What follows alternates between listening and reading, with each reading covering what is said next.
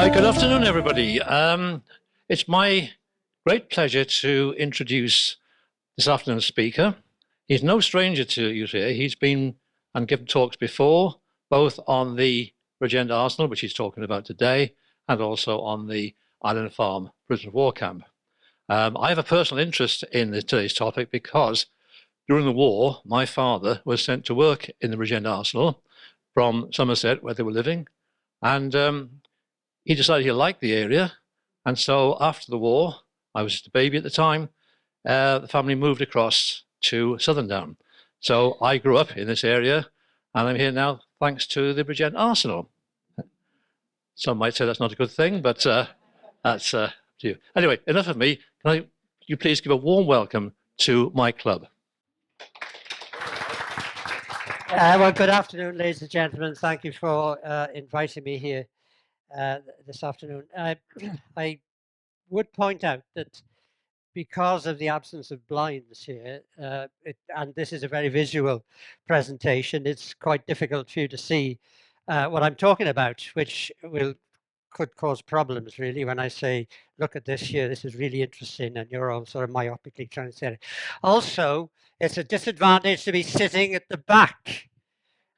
What I used to do when I was in a different life, when I was a teacher and I met a class for the first time, I would let them sit where they wanted.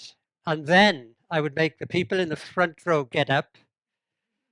And I would make the people in the back row stand up. And I would make the people in the back row come and sit in the front, and the people from the front row to sit in the back. Because inevitably, the people who sat in the back row were the strongest personalities, shall we say. And so I wanted them here in the front so I could share their personalities with me. So I'm just warning you, that's all, that that you may not be able to see what I'm talking about. So that could be quite interesting. The Welsh Arsenal then, that wasn't what anybody knew it as. Of course, that's just a fancy title I made up to try and sell my book at a broader appeal. If I call it the Bridgend Arsenal, only people from Bridgend would think it was worth buying. So that was just a marketing ploy. So it was ROF 53. It was officially Royal Ordnance Factory 53. It was the largest factory of any kind in Britain during the Second World War. At its height, it had 32,000 people working here. Of course, eventually 2 shifts to start with, but eventually it's in 3 shifts. So there were 10,000 on site at any given point. And of course, because the membership of the workforce changed, it was far more than 32,000 people who actually worked in the Arsenal. And there is hardly a family, or there was hardly a family in the old county of Glamorgan that did not have some link to the Arsenal. People came to Bridgend from Barry, from Penarth, from Pontypridd, from Merthyr, from the Rhondda Valley, from the Cynon Valley, from the valleys behind Bridgend, and west from Neath, from Talbot and Swansea. So there was the whole of if you or your family were living in Glamorgan during the Second World War, you will have a link, most likely, with, as Malcolm does, with the factory. So that's the background to it. Sorry about that. Right. Now, who is responsible for this factory? Well, this gentleman here, you may recognize him. Even those of you at the back may be able to see this man and recognize him. I like this photograph of him because he normally liked to ponce around in a black or brown uniform, but here he's in tails and with a top hat clutched uncomfortably to his groin. The reason for that, of course, was that this is a photograph of the day he became Chancellor of Germany in 1933. And the enormous man on his right, which neither you nor I can see, is Hindenburg, who by now, of course, was mentally not fully capable, and thought it was the French. When the brown shirts marched through the streets in Berlin, he thought the French had arrived to invade Germany. The reason why anyway, the reason why he is responsible is, of course, because one of his first jobs was to restore the armed forces of Germany, to restore Germany to what he perceived to be its proper place in Europe. And because as he built up Germany's armed forces, so the British government became concerned and decided that they needed to build up their armed forces, and for that you needed armaments factories, of course. So that was why Bridgend was begun. And this man now, anyone? Stanley Baldwin. Who said that? Who Second, said that? second row. Well done, sir. Congratulations, star. And you see, he's in the front, so it shows he's a good lad. It is indeed Stanley Baldwin. But I'm a bit shocked by that, because very few people recognize him. Was a prominent Conservative prime minister. He was prime minister for over 7 years, a lot longer than I hope some prime ministers will last. But the very thought has made me suicidal. But the reason why Stanley is there is not because he was part of the Laurel and Hardy group, but because he was prime minister when the decision to build the factory at Bridgend was taken. So those two people, very different, of course, people, were responsible for the factory coming to Bridgend. When the War Office started to get a bit twitchy about the German build-up, there were only 3 armaments factories left in Britain. There had been hundreds, literally, during the First World War. They'd all been closed, and there were only 3 remaining. And the granddaddy of them all, of course, was the Woolwich Arsenal, which had existed, indeed, from Tudor times. There had been an arsenal for the Navy, of course, from Tudor times on the banks of the Thames. But one of the things, of course, that they had to think about was the bomber. And to have all your eggs, as it were, in one basket was not a good idea. So the idea was that factories should be dispersed right across Britain. An early example of levelling up, actual levelling up, where actual jobs were being provided actually in the provinces and the poorer areas of Britain, which was part of the thing. Don't forget, this was a time of high unemployment, particularly in South Wales. Very high, 70% in some of the communities, the mining community of South Wales. So employment, it was not something to be ignored when you're talking about spending money and putting factories. So this is Woolwich factory, which for Woolwich Arsenal. So there was a fear that the London factories in London would be bombed, and they were, of course, in the Second World War. They were bombed, and Woolwich was hit on a number of times by German bombers, unsurprisingly. So in January 1933, Hitler becomes Chancellor of Germany, and the Bridgend site was looked at first in 1935, but it was in fact not chosen, and that would be the end of the lecture if that's the end of the story, but it's not, obviously. Chorley was chosen, and herein lies a rather lovely little story. The choice of where the factory, Chorley's in Lancashire, by the way. I had no idea where's Chorley? Lancashire. The idea was to, should we build it at Chorley? Should we build it at Bridgend? It was decided to build it at Bridgend. Now, the interesting thing to me is that the decision was made by a committee called the Finance Committee of the War Office. They were the ones who were going to decide where the factory was going to be built. There were various candidates for this. And the man who was the secretary of that committee was Douglas Hacking. And this is Douglas Hacking here. Yes, minister sort of character, Douglas Hacking. Now, the interesting thing is, and I'm sure you'll see no evil in this at all, Douglas Hacking was the MP for... Well, I'm disappointed that you've got so little faith in our MPs. He was indeed the MP for Chorley, and completely by coincidence, Chorley was chosen. But by the end of the year, the War Office was getting really worried about the build-up of the German army. and so they decided they didn't want one factory, they wanted two, and the second one was Bridgend, which was actually built on a plan on a bigger scale than Chorley because of the threat was perceived. And the choice of Bridgend was announced in March 1936. It was supposed to be a St. David's Day announcement. That was why it was announced on March. Parliament wasn't. It was but March the 1st was a weekend. And notice this, for those of you that can see it, notice that it says government factory, I can't read, government factory for South Wales, site decided upon but titillatingly not revealed. And an Air Force station also to be built, that was Roos, of course. It says part of a rearmament program, but it also says schemes to absorb large amounts of labor. See how important that was? It's got the same billing as rearmament program there. And then on May the 26th, 1936, Bridgend is the Woolwich Arsenal of the future.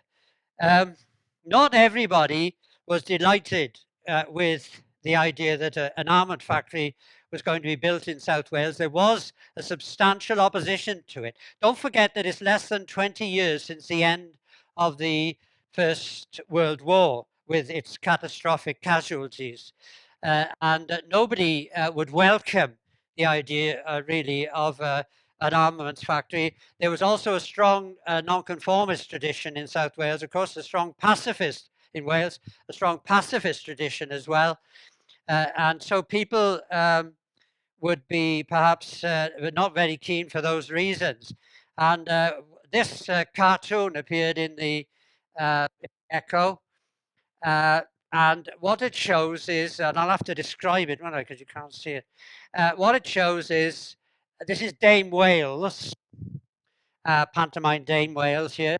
And she is saying, government man with the plans, she's saying to him, you go ahead and give this fine lad of mine, and the fine lad of hers is the unemployed of Wales, this fine lad of mine a job, while I'll get this one to get some common sense. Now, you probably can't see, and I doubt if you would know who that is being dumped. If I tell you he was leader applied at the time, anybody? No? Oh dear, how thing. If I tell you that he was the one who wrote the Crisis of the Language in 1950, that did the campaign for, nope, Saunders Lewis. So that's Saunders Lewis. So he's being dumped into a bath of cold water because Plaid opposed the factory coming to Wales. And this is another cartoon. It says wrong body inside, and it's recognizably set on the road between Bridgend and Abercumfing, where the what were called then the mental hospitals were. It's on that road, and that house there has Christmas decorations, big Christmas decorations every Christmas. That's not relevant to this current discussion. And you've got inside the little man. The cartoonist always had this little man. He's the ordinary, common sense man. And he's talking to this chap here, who represents Glamorgan County Council. And Glamorgan County Council, Labour controlled, of course, voted against having the factory. And so what's this dialogue here is in proper cartoons, these aren't, with a long dialogue to it. The little man says, are you from Glamorgan County Council? The chap says yes. And he said, and has Glamorgan County Council voted against having the factory at Bridgend? And he says yes. Is it not true that that having the factory here will increase the prosperity of the area and mean that we won't have to pay so much rates for the unemployed? And this is what they were really concerned about, was because rates were high to pay the unemployment benefit. The unemployment benefit wasn't very much, but it was something. And people, small businessmen in particular, shopkeepers, professional people, had to pay that, and they didn't like it. And so the member of Glamorgan County Council says, yes, that's true. So the little man inside says, come inside, because obviously he's mad. Anyway, it didn't matter what the Malcolm County Council did because they had no authority in the matter. The matter was decided by the Imperial Government in London, and the factory was built. It's the railway work. There was a lot of railway work associated with it, a great deal. Started in May 1937, and in October 1937, work started at Brackla. So work on the actual factory started in October 1937. Now we know, with the benefit of hindsight, that the war was less than 2 years away.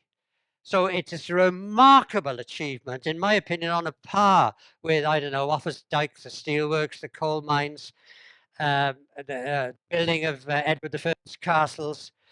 You know, it was a great project to have been achieved in the space of less than 2 years. Because, of course, then in March 1938, Germany annexed Austria. In September, they annexed the Sudetenland and from Czechoslovakia and occupied Czechoslovakia. And then finally, in September 1939, Britain declared war on Germany when they invaded Poland. Right now, this isn't going to work very well, is it? Can you? Well, you must have got very good glasses, that's all I can say. Who's your optician? Because I can't see bugger all. I didn't say that. Where is he? I didn't say that. Right, you'll edit it out. Right, thanks. Right, this is right. Well, what it is then? It's a modern ordnance survey map, but it shows the bits and pieces that made up the arsenal. So the main body of the arsenal, the Waterton site, is here, and it is exactly coterminous with the industrial estate because the industrial estate replaced the factory after the war. So that's the Waterton site, and that's the major site.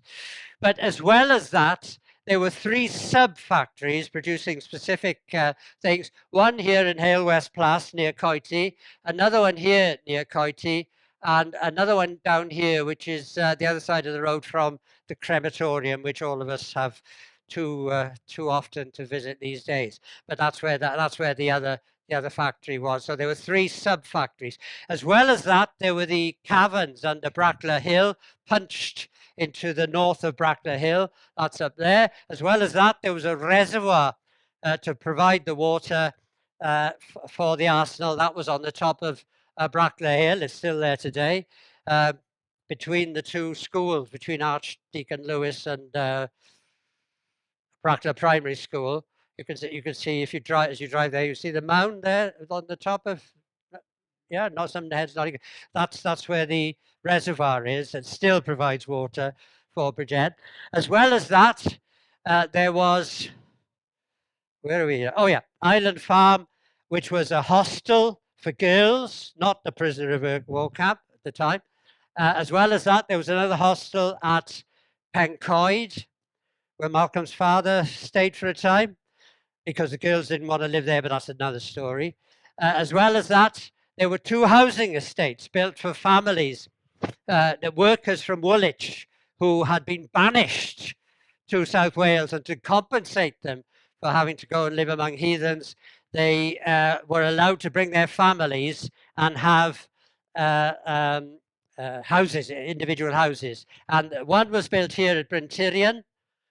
Those houses don't exist today, of course, but you know the run of shops on the way to Lalliston there. It's in that area that they were. And the other one was up at Abergarw, between Bryn Cethyn and Bryn Menyn. Quite what people who lived in Greenwich made of coming onto the common to catch a bus to the factory among the sheep and the horses and so on that were hanging about on the common. I'm not quite sure. Lots of families actually settled seriously, and obviously found a life down after the war, and found a life down here, as it did Malcolm's father. So yeah, so so the factory spread like an octopus, right, or a kraken more likely, right across this area of South Wales. This is the Pencoed Hostel, to give you an idea. There were hundreds of girls who were supposed to live there. As I said, the girls didn't want to, but that's another story. So the idea was the girls would all live here in these are the dormitories and so on. And here was canteens and admin and all the rest of it. And buses would come in here and take them just a couple of miles down to the factory, of course. And there was an equivalent set up at Island Farm. That's the Island Farm. And of course, the management, now they also came down from the management. Of course, there was nobody in South Wales who could do it. And they also had to come from other factories. And of course, most of them came from London, from Greenwich, and from Woolwich. And does anyone know where this house is? Since you can all see it. Oh, come on. Well, sorry. No. Sorry? Which road? Coychurch Road. The back road. Yeah. Opposite the... Yeah, that's right. Yeah. Well, opposite the Hayway, I always say, but there we are. You're obviously a teetotaler. Congratulations. Yeah, it's opposite that. Do look. This was built for the senior management. There are two houses were built. There's this one, which when I took the photograph was still in the original condition, and there's another one to its left, which has been changed a lot. But this is as it was. Magnificent house with this great sweeping roof, huge chimneys, obviously several reception rooms. There's a big porch in the front here. And because, of course, they'd be feeling hiraeth for Woolwich, they called the house Woolwich House. And the house next door, and it's still there. You can still see it. When I took this photo, you could still see, nobody's looked after it, but it was still just there.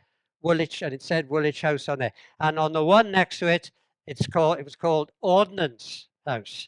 So if I lived there, I think it was going to blow up any minute, but there you go. So they're still there. And they did actually build other housing as well, folks. Right, this is one of my heroes of this story. The Brigadier Harold Beecham Temple Richards. He's a hero mainly because of his name. But he was a genius engineer. He worked in civil life. He worked on the Northern Line, the deepest line of the London Underground system. He designed and built the tunnels. Well, he didn't personally build it. He designed and supervised the building of the tunnels on the Northern Line, among other things. And he came to Bridgend to build, funnily enough, the tunnels under Brackler Hill. And this is a plan of the tunnels under Brackler Hill. And what you had was 1, 2, 3, 4, 5 great caverns and 2 smaller ones here, 2 smaller ones there. And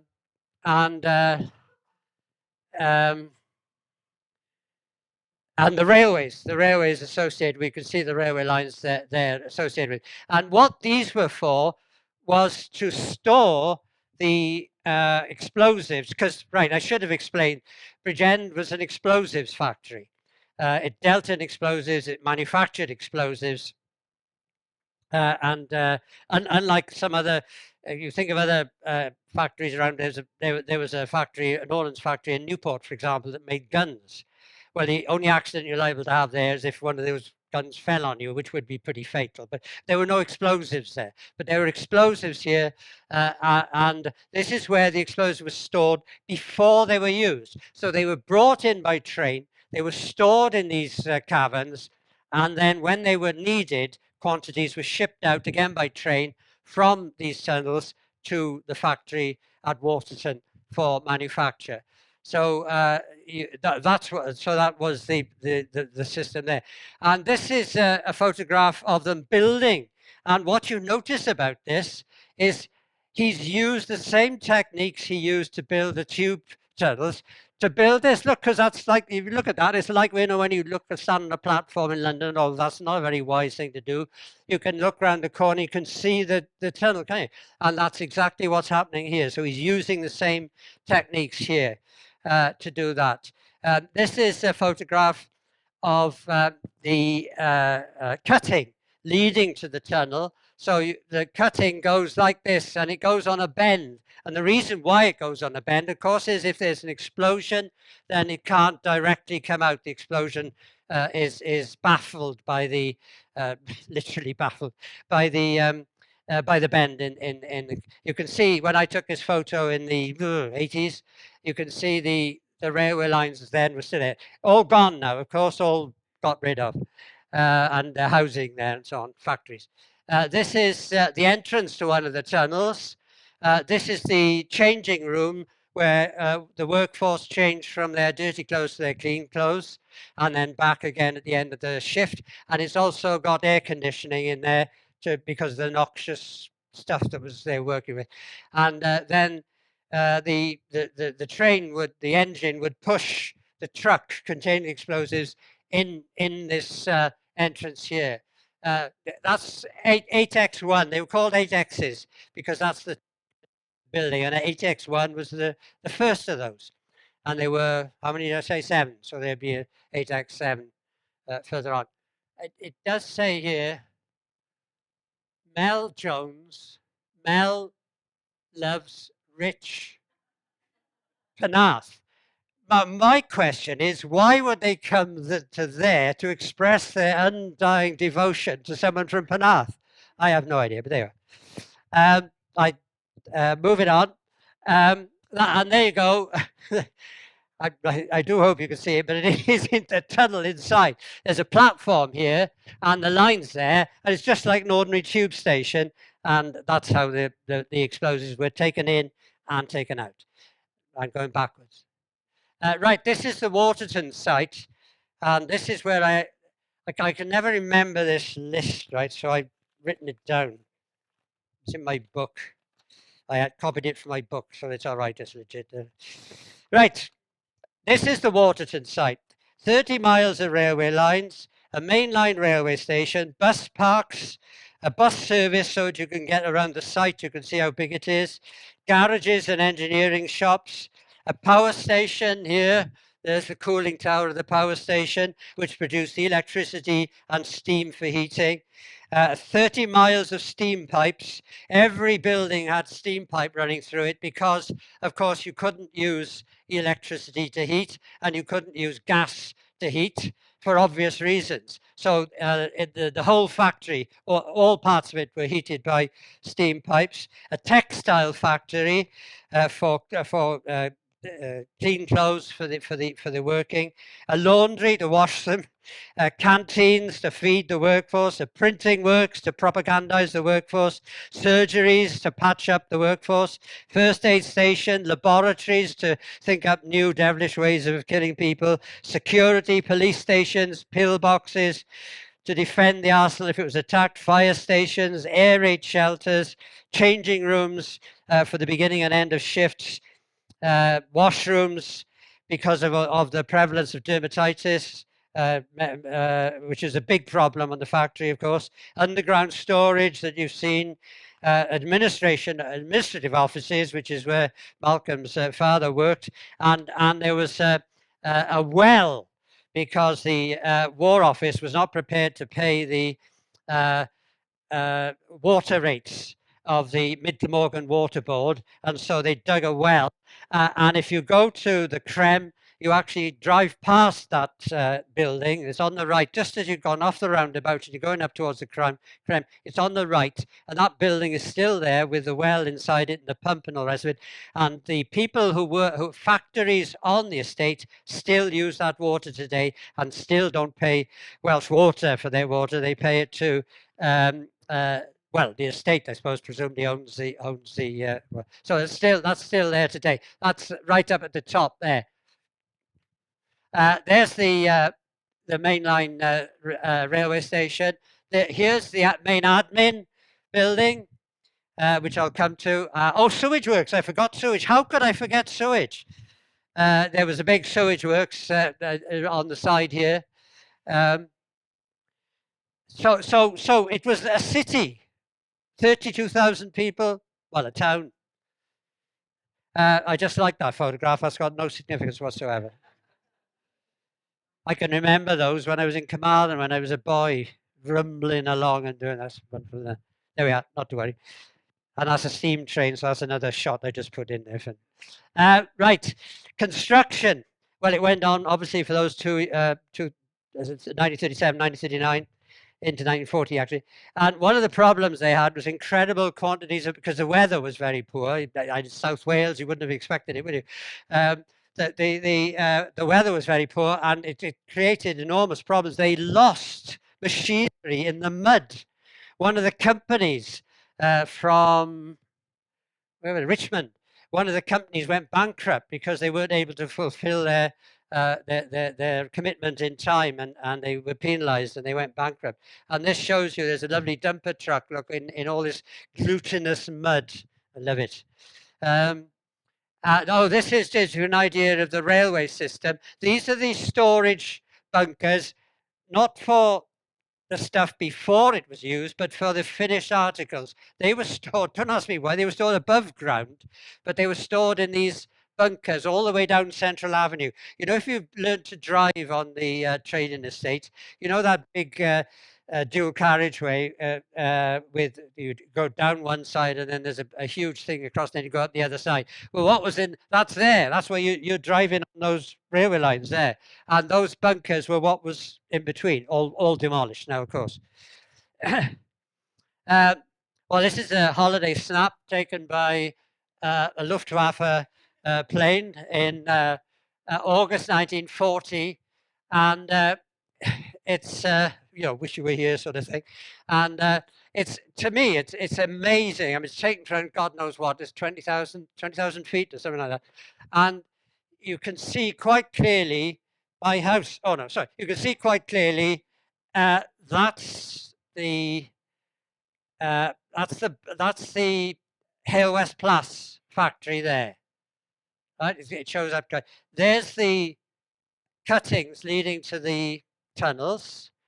There's the reservoir on the top of Brackler Hill. There's one of the second subsidiary factory, and here's the third subsidiary factory, and here's the Waterton site there quite clearly. And of course, you can't hide something that's under construction, can you? Because you turn in the soil of why it shows up is because the color of the soil is different from the vegetation. That's why it shows up. Anyway, it doesn't matter, does it? All they had to do was read the Western Mail. It's an easy being a spy, isn't it? All you got to do is have a subscription to the Western Mail. That was August 1940. I haven't got them on here, but there's a number of very similar photographs where the Luftwaffe's people have named all the different parts of the factory, and they weren't even to one part not being completed, and it actually says in German, unfinished building. So they knew exactly what was going on there. But as I said, it wasn't how hard was it? I mean, you can't hide it, can you? It's big. Construction brought fatalities, not through explosions, but these are the 1, 2, 3, 4, 5 fatalities of people. One, a lad, 19-year-old lad, Tom Moretis from Coed-Ely, he died when he was crushed by a skip. There was a wheel skip on one of the tunnels at Brackler, and it was on temporary railway lines, and these temporary railway lines were very insecure, of course, unstable, and he was standing by it, it fell off, and he was crushed to death in that. And then three or four other people, sunstroke. Yeah, well, yeah, I don't know. I had a heart attack, I suppose, I don't know. Bill Haynes from Talbot, doing something that he must have done 100 times. Ladder here, ladder there, plank across the top, got up on the plank, fell off, broke his neck. Archie Chilcott was tidying up, where are we, 1st of March, St. David's Day. Never realised that before, but yeah. He was part of the gang that was going through and tidying up the workshops before the equipment was put in. There was some wire in the corner. He thought, I better clear that up. Went up, picked it up, and it was live. And he was electrocuted. And Stan Campbell, another 21-year-old from Pencoed, he was working by the railway. He was carrying a plank over his shoulder. Express train came through, caught him, and he was killed. But you'd expect that really with a big building project like this. How many people have died in Qatar building this? All these eight. How many is it? 7 or 8 huge stadia in Qatar for a country with a population about smaller than Wales. There we are. Sorry, that's a political point. Obviously, you better cut that off as well. Otherwise, the Qatar Secret Service will be after me. This is where Malcolm's father worked. This is, you all know where this is. Oh, so some people have had their collar felt then, yes. Yeah, police headquarters. It's until a couple of years ago, it was exactly like that. Now, of course, very sensibly, it's been modernized. Another floor's been put on the top, and they've got all the services, emergency services in one place, and that makes a lot of sense. But it's a shame in a way because it spoils it's destroyed the old picture. But there you are. That's how it is. So a brilliant building. I mean, it was made to very, very high standards at the time. So much so that this, for example, here with the crown on, the crown, of course, because it was a royal ordnance factory. This lead bit of piping belongs to George VI, and don't you forget it. Is the message from there. So, so that's a rainwater catching. Until the work was done, I don't know if it's true now, but until the new work was done, these pipes were still there, still carrying. What, 70 years was it after? You know, I mean, cast iron rots in about 20 years, isn't it? And plastic doesn't last much longer, but lead does its business. There we go. The two supervisors, one was Reg Edmonds. He came down from Woolwich and did a fantastic job getting it off the ground. When he started, there were 20, and when he came down, there were 20 employees, and they were all secretaries in the admin office. When he finished in 1941, and he left for other work, 1941, the factory was up and running with thousands of people. When you think of the amount of work involved in recruiting and in training and in making sure they were healthy and fit and all the rest of it, and getting the factory off the ground, he did a huge job there. And then the other one is my second big hero, Len Corbett. You'd be surprised, I think, that that Len Corbett is a big fan of that I am a big fan of Len Corbett. Why will you be surprised? Because he's got a red rose on his chest. Yes, there he is there. But I think he's an amazing character. But at a time when the rugby union was very much based on private schools, he came from a working class background. His father was a porter on the railway, and he himself went to France during the First World War. He was also on the railways, and he went to France to help with the railway, with logistics in France in the First World War. He then got a job in Fry's in Bristol. And it was a time when Fry's wanted to move out of Bristol to a new site at a village you won't have heard of, which is spelled Keyynsham. Are you old enough to remember that? See, I tell this to young people and they don't know what the hell I'm talking about. Keynsham. He worked his way to the top and he became the manager. He was responsible for the move, and he became the manager of Fry's. So he then moved from chocolate to armaments, because basically they're the same, isn't it? They are the same, because chocolate, you have inputs of raw materials and an output of a product, and it's exactly the same with weapons. They may have a different purpose, but the process is the same. And so he was plucked. The War Office did this. They plucked the top managers from loads of factories around Britain, and they dumped them in armaments factories so they could use their skills, transferable skills, in that way. Len played rugby for Bristol, and he was picked to play for England. And the rugby union sent him, he was a brilliant centre. The rugby union sent him a letter with the rose. on it and said, arrange for the rose to be sewn onto your white jersey. Now, the problem for Len was that he didn't have a white jersey. The Bristol club had paid for his Bristol shirt, of course, and so there was no problem with that. But he didn't have a white jersey, and he couldn't afford a white jersey at the time when he was playing. This is before he became manager of Fry's, but his mother came to the rescue. It's always the mothers, isn't it, that come to the rescue. She said, "Never mind, dear. You can play for England in your father's old vest," and he did. His mother sewed the badge onto his father's vest, and he played his first game for England in his father's vest. The Bristol club were apoplectic when they discovered this, of course, and they bought him a white jersey. Yes, so he played his other 15 games for England in a proper white jersey. But I think it says so much for him that he was prepared to do that. That's all. He played 16 times for England. He played against Wales 4 times, and he was always on the winning side. So, but he's still a hero of mine, and I think a tremendous character. Anyway, he was the manager from 41 to 45. He went on to greater things after that, as the manager of all the advanced factories right through Wales and so on. And the thing, I think the big thing that he contributed is also, Fry's, of course, was a Quaker family, and they were very concerned about the welfare of the workforce, unusually among factory owners and so on.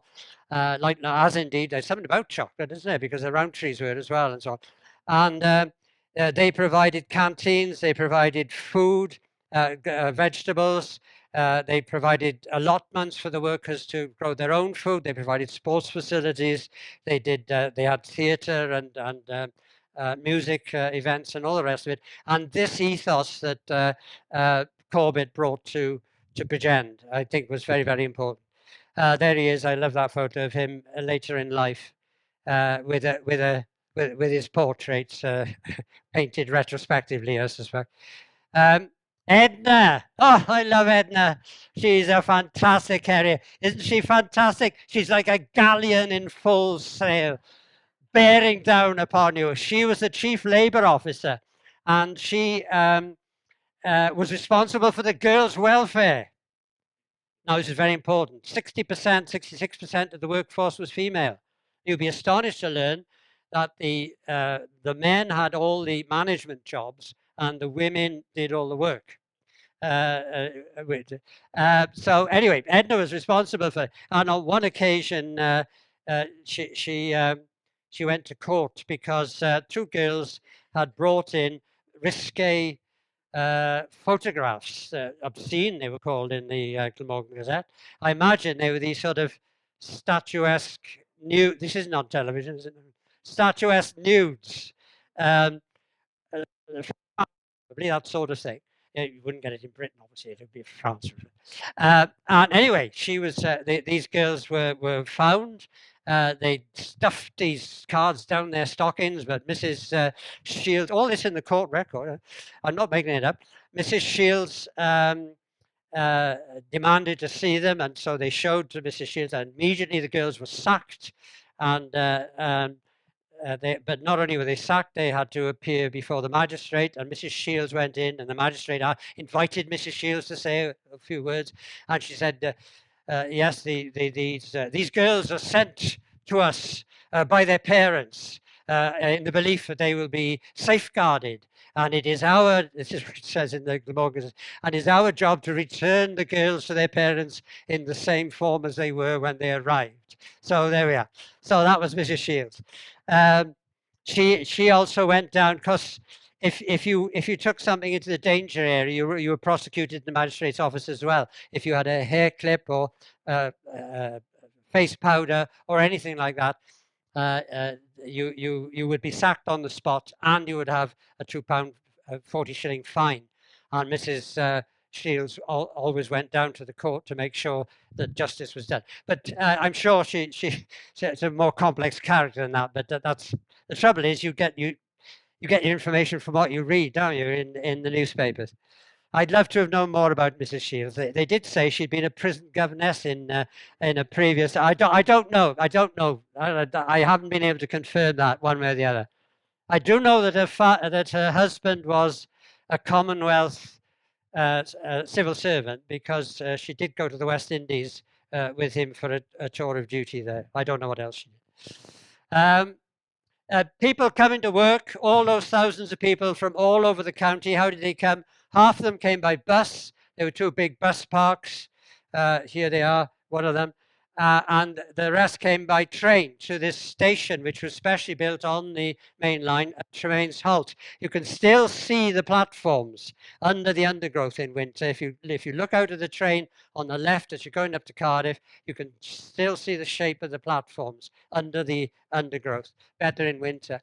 So every 20,000 people, with 30,000 people, 3 shifts, 20,000 were moving at any given shift, 10,000 in and 10,000 out. And they were moving on this, so you can get an idea of how big the platform is. And this photograph shows you how busy it was. Looks like Cardiff on International Day, or on, what's the name of that singer? Yes, that one. Causing problems. But they did that every day, 3 times a day. What did they make? Well, all sorts of things, obviously, to do with explosives. These girls are in debts.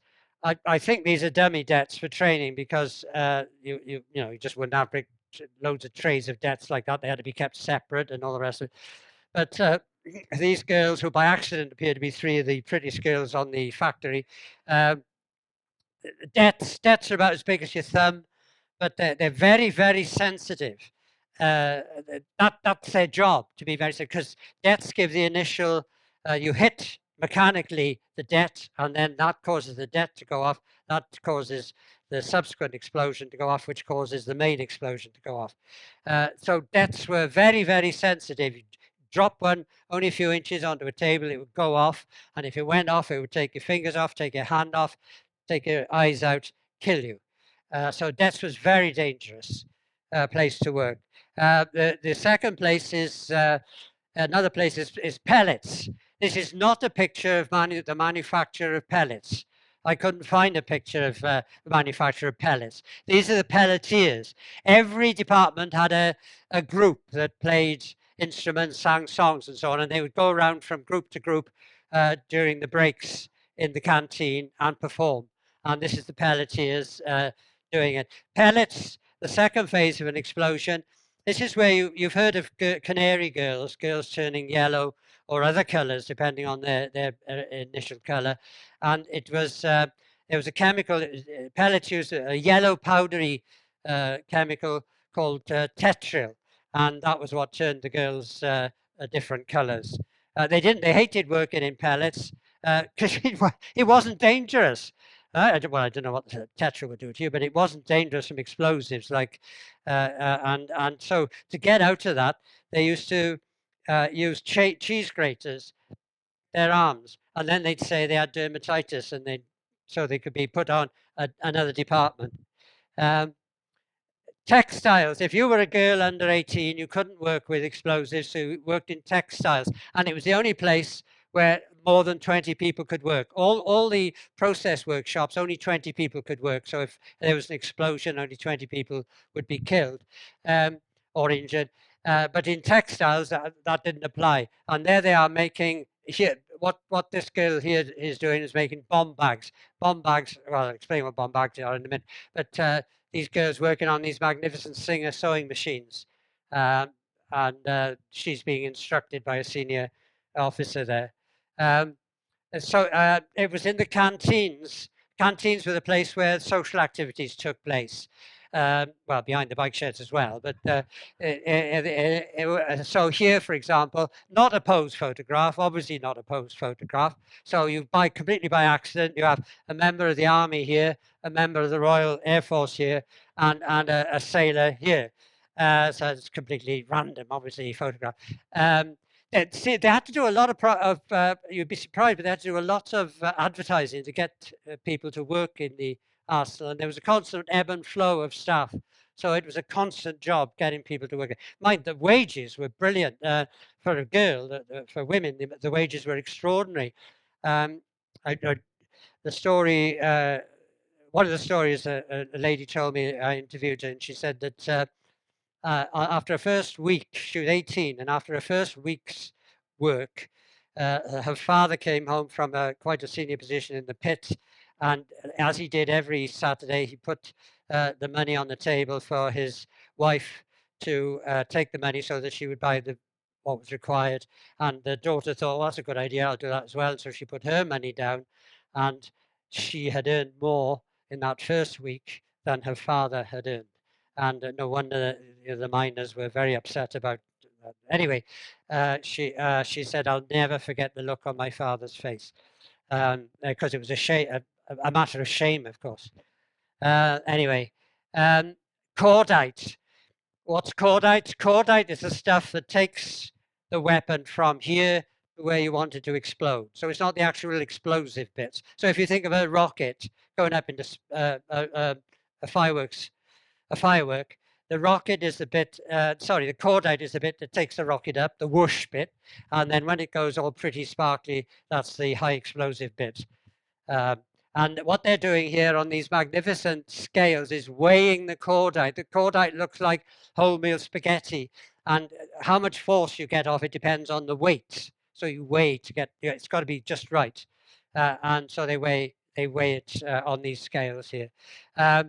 This photograph, which I call in the department of amusing shapes, this is where they put the coat. These are the bomb bags which the girls were making, and the cordite is put in these. This was for the Navy, for sending those shells. You know, they could send shells several miles on these, and they're packing. So that's what they're doing there.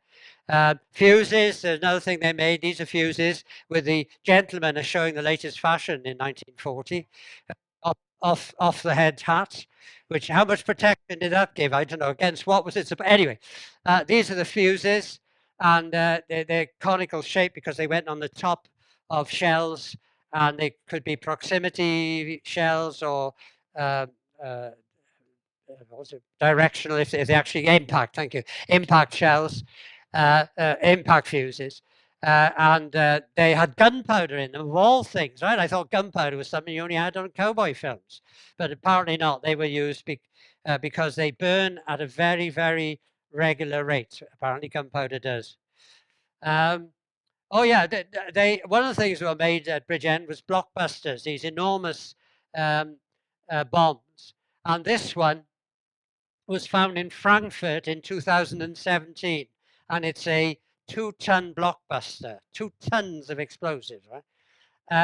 I hope it wasn't one that could be. I don't know if it was made at Bridgend. I just put this in. But I hope it wasn't made at Bridgend because it didn't go off. And that's the point of a bomb, isn't it? And there's the 2 men who defused it. Can you imagine doing that? There we were. Dermatitis, fighting dermatitis. These magnificent sinks. I've never seen one.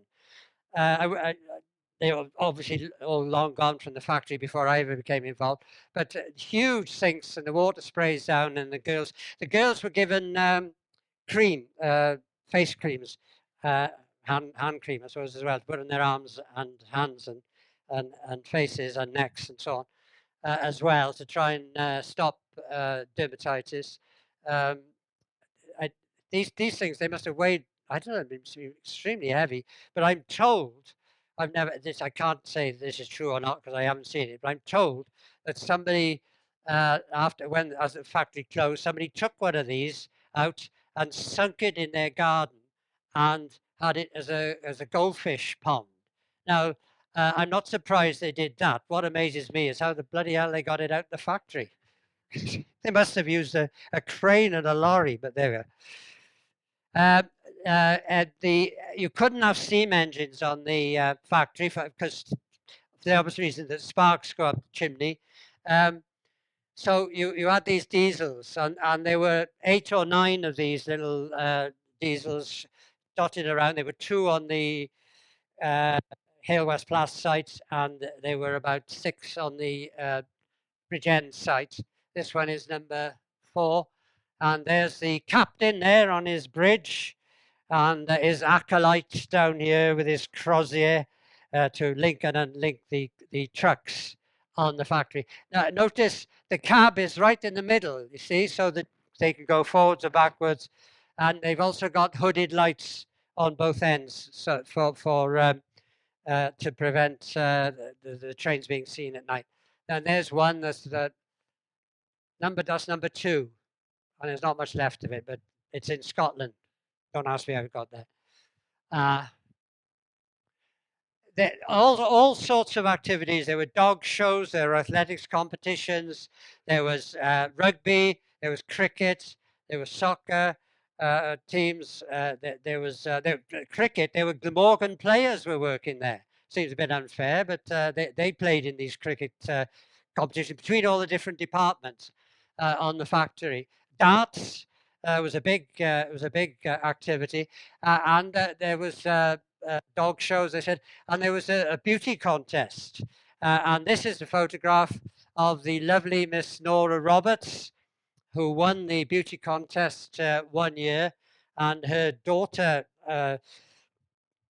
contacted me and said, your mother's in my book. I said, a lot of people's mothers are in my book. Which one do you mean? So she said, Nora Roberts. I said, yes, won the beauty contest. That's right. She said, I've got a photograph of her the day she won. Would you like to see it? Would I just? And this is it. Isn't that fantastic? Somebody's gone to the trouble of buying all these Tudor Beathan costumes, with the, what do you call it thing around here? Is it? Well, they're not. Well, is it? Yeah. What's the thing that actually? Right. Okay. I'll take your word for it. Anyway, you can see that because they're all riding up here, so because it must be. And I said to her daughter, because I mean, there's Nora. Look, she's looking pleased, isn't she? And she's surrounded by all the bitter and twisted girls who didn't. And she said it was the most uncomfortable day of my life because of this bustle thing, or whatever you call it, which of course was designed to hold the skirt away from the legs so the men were not inflamed and with lust and threw themselves on. And here's this is the day the King and Queen came to visit, and there's another Queen. Look, Mrs. Shields. Have you ever seen such a smile? Oh, glisty glist. Such and Mrs. She's got such a big smile and such a large hat with such a large feather and such a large coat that you can hardly see the little unimportant man behind. George VI, bless him, yes. And there's Corbett. Then doing what I used to do a lot of when I was in school, looking at the watch, not to see if the kids were late for the lessons, but to see if the teachers were late for their lessons. And there's the Queen with a kneeling servant. I spoke to somebody who was there with a visit of the Queen and King, and she said that the girls weren't happy about the visit of the Queen. I said, why was that? And she said, well, we weren't supposed to wear anything into the danger area. And she went into the danger area and she was covered in dripping in jewelry, she said. Drip. Well, I thought, oh, that's a good story. I'd like to put that in a book, but I need corroboration from somewhere. Where's the evidence? That's only oral evidence. So anyway, found this photograph up in Kew. Yes, there you go. There's a Queen. She's got a diamond hat pin up here. She's got 3 rows of pearls. She's got rings on her fingers, and the only thing she hasn't got is bells on her toes. So that was why the girls weren't too happy that she went into the danger area dressed like that. She is putting on danger shoes, so that's the only thing. Be fair. I like that photo. That's a good photo. See, looks it's a pillbox. Looks as if it needs a haircut. It's probably gone now. Oh, and that's a water hydrant. That's on the northern side. The human cost, of course, was this is Gwen, and this is a wonderful picture of Gwen. She looks magnificent, doesn't she? She was in her late 70s when this photograph was taken. I think she looks brilliant. I think she looks gorgeous. And this is a photograph of her after her accident in the factory. You can see her bandaged arm here. Her hand is gone, of course, and she's blind. She lost both her eyes and both her hands in an explosion, and she was lucky to save her leg. They wanted to amputate her leg, one of her legs, and her father had been a mine safety officer, and he said, "I've seen legs worse than that." He said, "You don't take that leg," and they didn't. She to walk, and she's with Lady Mountbatten in that photograph there after the accident.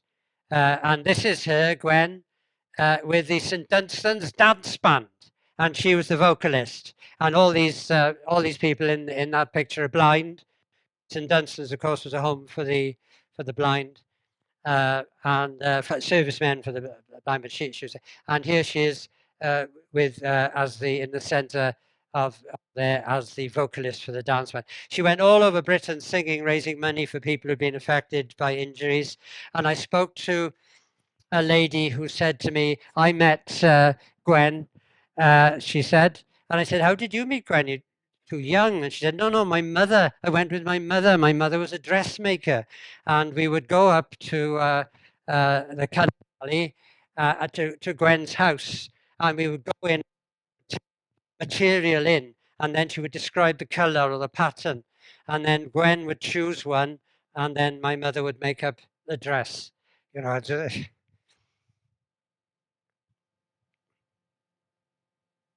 This is Mary Boundford. She lost her left hand, but afterwards she met Mr. Well, she was Mary Jones. She met Mr. Bennett. This is also a similar accident in which she lost a hand, and I spoke to her, and she said, told me about her life, and she said that I only had one big regret. She said, when I got married, I had to put the ring on my right hand because I didn't have a left hand to put it on. And she said, and this makes me ashamed, right? She said, the only thing I really find difficulty with is putting up wallpaper. Well, I can't bloody put up wallpaper, and I got two. Anyway, Mary Bamford there.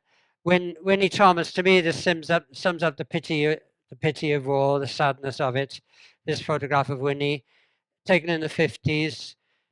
She lost one eye and both her hands, and she's got those metal tools that can be inserted in depending on what she wants to do. And there she is showing the photographer how she eats her food. So I think that brings it home, the loss of people who are injured. Of course, people died. I've only got about 3 or 4 photos of people who died. Unfortunately, there were far more than that. But this is Evan Williams. He was the first person to be killed on the Arsenal, and the inquest said that he'd been trying to fix a component that wasn't. One of the girls had said to him, "This is no good, Mr. Williams. Shall we get rid of it?" And he said, "Shall we reject it?" And he said, "No, it's all right. I'll have a look at it." And he had a look at it, and he had to be identified by his pocket watch, like that little girl in that thing in America, isn't it? It could only be identified by what was on her shoes. Yeah. So I spoke to his daughter, and he said, well, everybody says, she was very young when this happened, of course. She said, everybody says he did everything at speed. He'd do nothing but he was very inventive. He was making a television set. There wasn't any television broadcast in my stay, but he was, and I said, oh yes. He said, yes, they called him Ivan Full Pelt because he did everything very, very fast. Tom Bevan, he was the blacksmith in St. Bride's, and he went to work in the Arsenal. He worked on the burning grounds. That's another thing I forgot to tell you about, the burning grounds, where faulty equipment is destroyed. South Wales Police Rugby Ground, now a big car park for the police cars, isn't it? That was where the burning grounds were, where they destroyed insufficient, improper, faulty equipment. Anyway, Tom Bevan was part of that team, and he was setting out something to be got rid of. Somebody pushed something, and it went off. The report, I've read the report on it, and it really doesn't apportion blame to anybody. So probably they weren't able to say who it was, but it went off anyway, and Tom was killed. Olive Bugler, this is a very, very sad story because she lived in a farm up on above Pontyclun, above on the hills up there, and she'd gone to work in service in London, as so many girls did, of course, and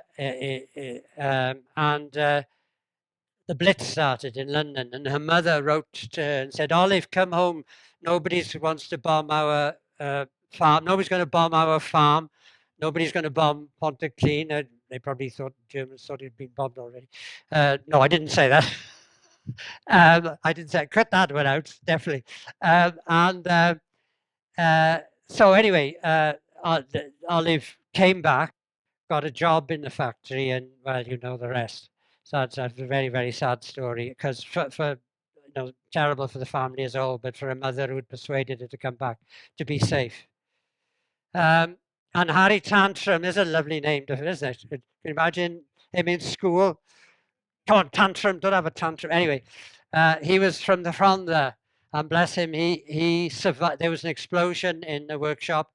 He survived the explosion, as did everybody else, and they rushed to get out, as you did, and he got to the door and was just there when the secondary explosion occurred, which often happened because these debts were so, all these people, by the way, were in debt because the debts were so sensitive. They often was a secondary explosion. It went and blew the wall, and it all came down on him as he was trying to escape. So that was Harry. There's a list of all of them. I won't go through it with you. But you can see there's about 22 there.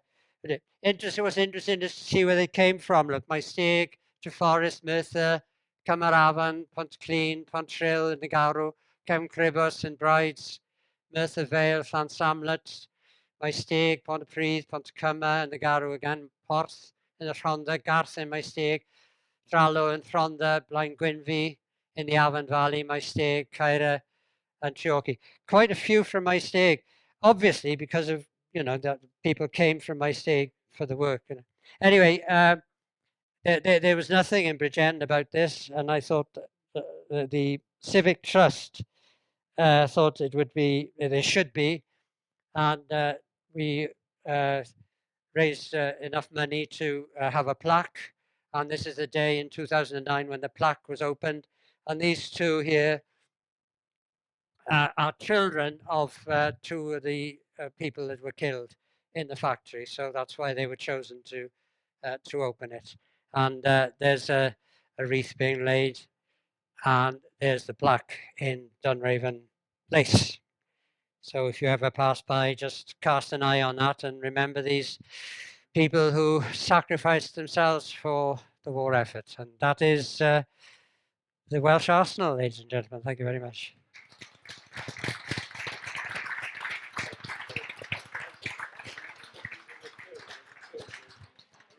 How many questions they want to put to Mike? Yes.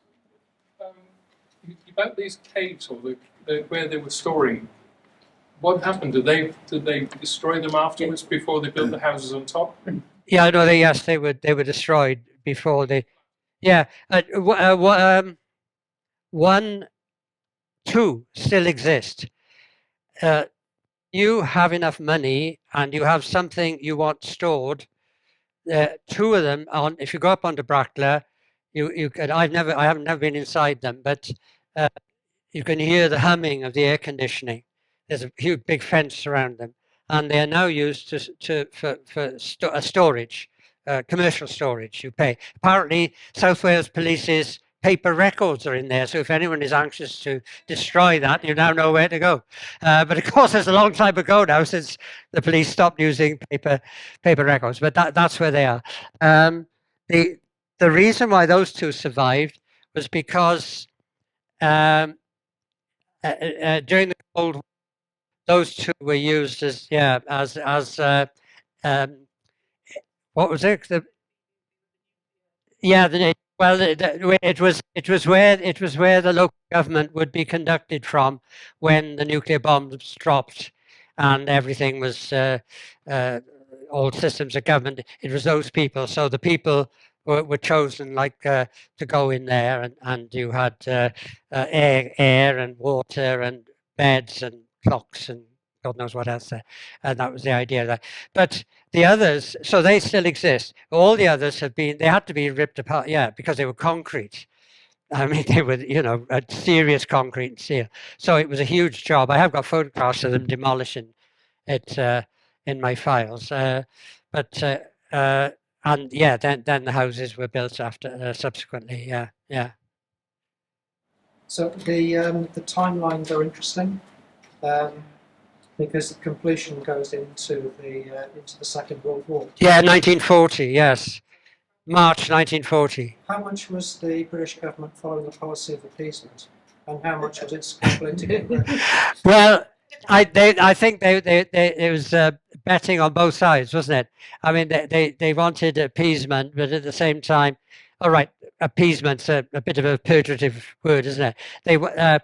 They wanted to have a settlement that would have meant that you didn't have to have a war, but at the same time, they were preparing for war. And they were spending substantial sums on these factories. These factories were not cheap, and this wasn't the only one, was it? I mean, they were well, apart from Chorley, there were lots of others. There was a lot of money being spent at a time when there wasn't. Yes, at a time when resources were restricted. Yes. You showed very briefly the island farm, because I don't know whether it's possible to see the picture, but that was then turned into a prison afterwards, was it? Yes, in due course, at the end of 1944. Don't forget that up until 1944, Britain didn't have any prisoners. The Americans were there in between. No? The Americans were there in between, quite right, yes. The Americans were there before D-Day in 1944. The Americans were there. Yeah, but the hostels were white elephants in terms of the girls just did not want to live in them. They would rather all the discomfort, all the hours spent traveling, they would rather that than live right by the factory, because they wanted to be in their own kitchen with their own parents, with their own tea back at the top. Didn't matter. There was running toilets and hot and cold running water that didn't matter. They wanted to be with mum, and that was it. I just had the wonderful contribution of the girls, which you've indicated. Bearing in mind, you speak about Mrs. Shields, did the girls have to follow strict moral codes at that time? And were the ages controlled? Did they have to finish at a certain age? Did they have to be single to work there? Right. Right. No, well, that's a very interesting question, actually. First of all, the vast majority were single, yes, because mothers were expected to look after their children. They couldn't travel, could they, and work. There was a mothers' battalion that worked in two of the process workshops. One did 4 hours in the morning and the other did 4 hours in the afternoon, so that you did half a shift.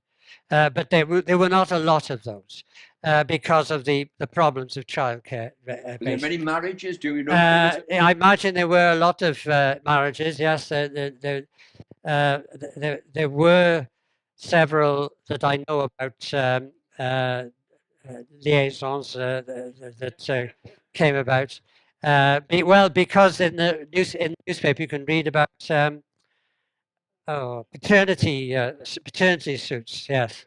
And that's the only reason I know about that. Yeah, but I mean the fact that women see these women were well off, right? In £5 a week as opposed to the sort of average wage before the war was about £3, and these were women who were being paid much less than £5 a week, working as nannies or working in clothes shops or working as shop assistants. They were getting 10 shillings a week and this sort of thing, you know. And all of a sudden, they were getting £5 a week, which was an enormous amount of money. And there was a terrible thing. But every year there's a licensing committee meets, and there's a report. And the Bridgend Licensing Authority, you can read, right? It says it that the licensing officers were very concerned about the fact that women, unaccompanied women, were going into public houses and drinking, and this was threatening the morality of the men, not the other way round. Notice? No, seriously, this is it. It says it. It says, yeah. And there was a discussion as to whether there should be WCs put into the pubs, because of course the men had just a wall round the back, didn't they, to go to urinate, but there was no facilities to sit down on. So that was rejected out of hand the first time it was suggested. But the next year, the problem becomes so great of women going into pubs that they actually said, yes, houses will now, if they admit women, houses have now, because the publican had the right not to, obviously. When I say obviously, I mean that was at the time. If they allowed women in, yes, they had to provide a WC.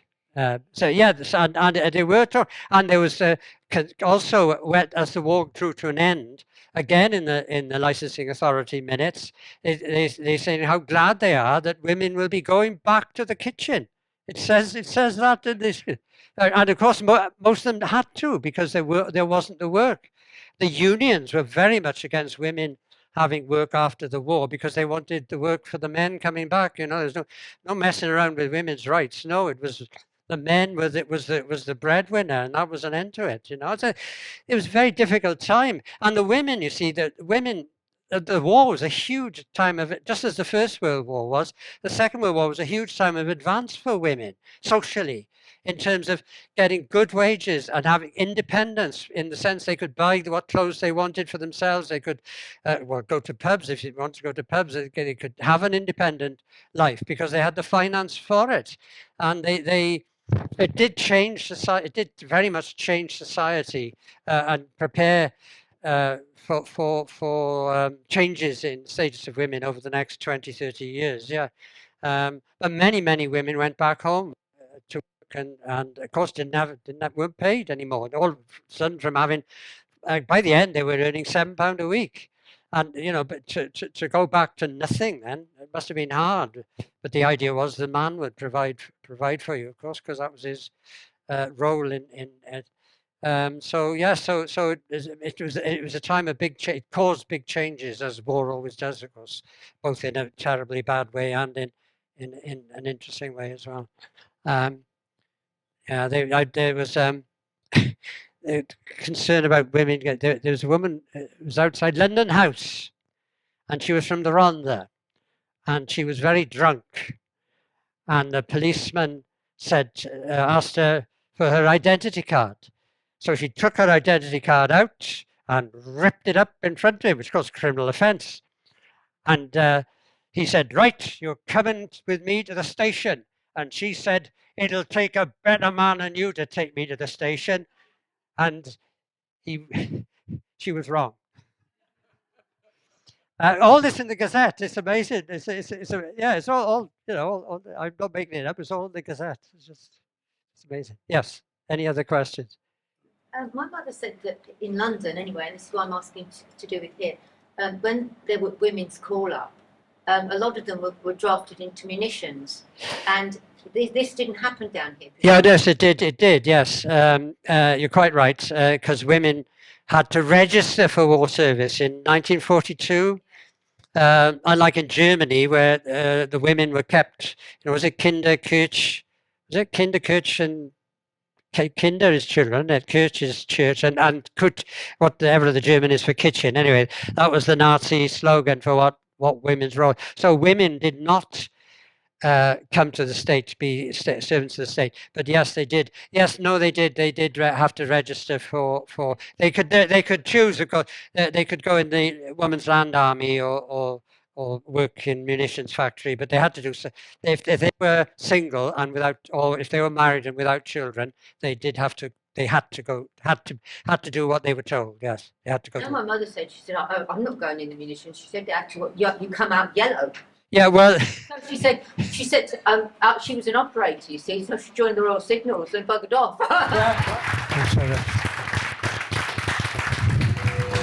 Yeah.